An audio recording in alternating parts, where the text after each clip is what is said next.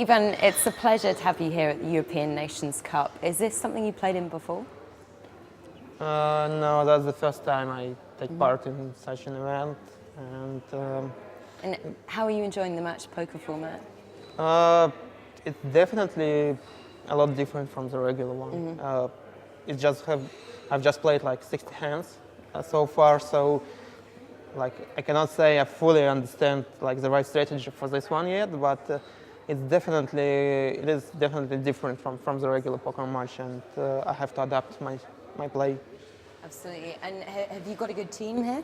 Yeah, I think we have one of the strongest teams, but like this first round didn't go too well, I think, and we're like 13th out of 14 teams, but we will try to catch up because our like roster is really good. A lot of EPT winners and WPT winners, so So make a few adjustments for session 2.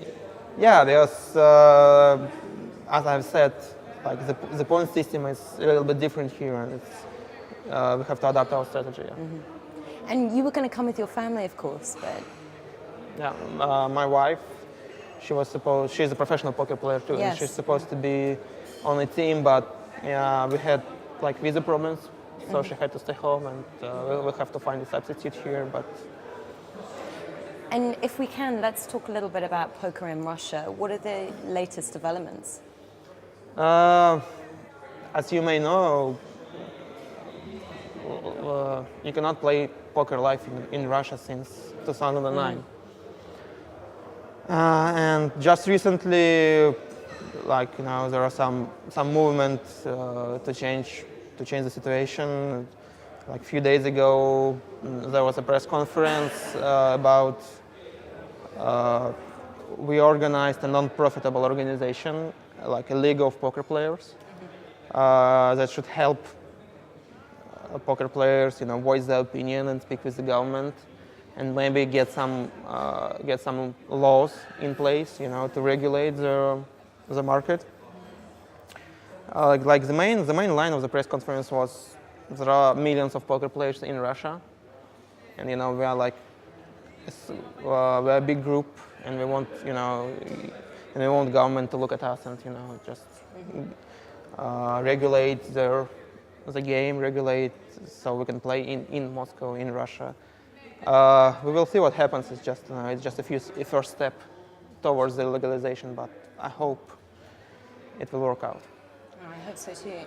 And of course, those viewpoints are very much in line with what the National Federation are trying to achieve here in Cyprus and all over the world. And how about you? What's next for you? For me, regular stuff of a professional poker player. I'm going to play the European Poker Tour events in Berlin, and then final in Monte Carlo. And then, of course, World Series in Vegas this summer.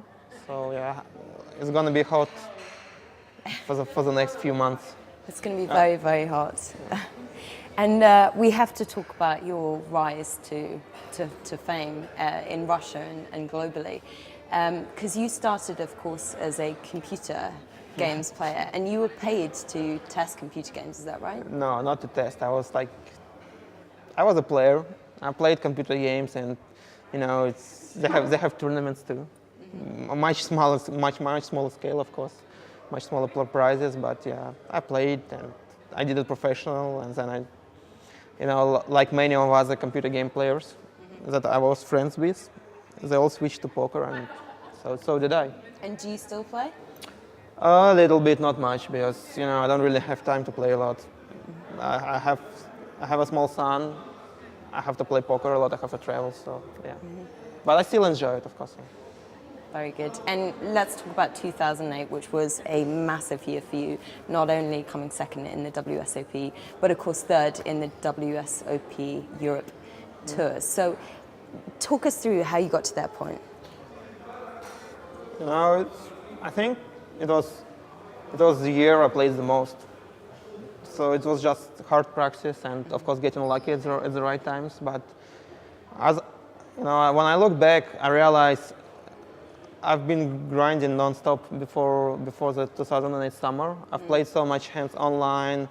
I've played so much live. I think I was was, playing very well. I was at the peak form at that time, and I just got lucky, and that explains the results. And has that been a hard thing to live up to ever since? Of course, yeah, because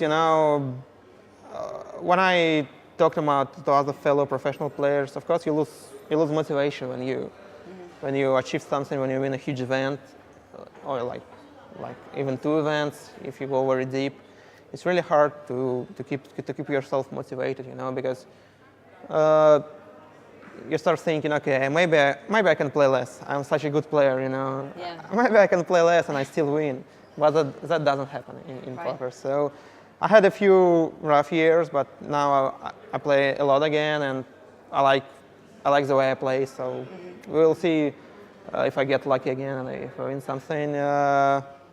But yeah, I feel pretty comfortable now at the table. Very good. And if your son was to tell you that he wanted to become a professional poker player, what would you say?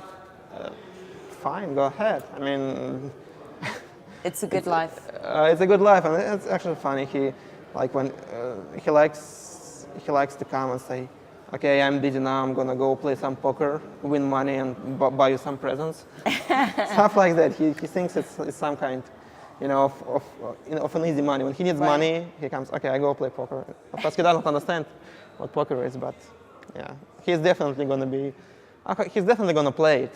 Maybe not professionally. We'll see, but. Very good. Well, thank you so much for talking to us, and best of luck in this competition. Thank you. And of course, the rest of the year. Thank you. Thank you very much.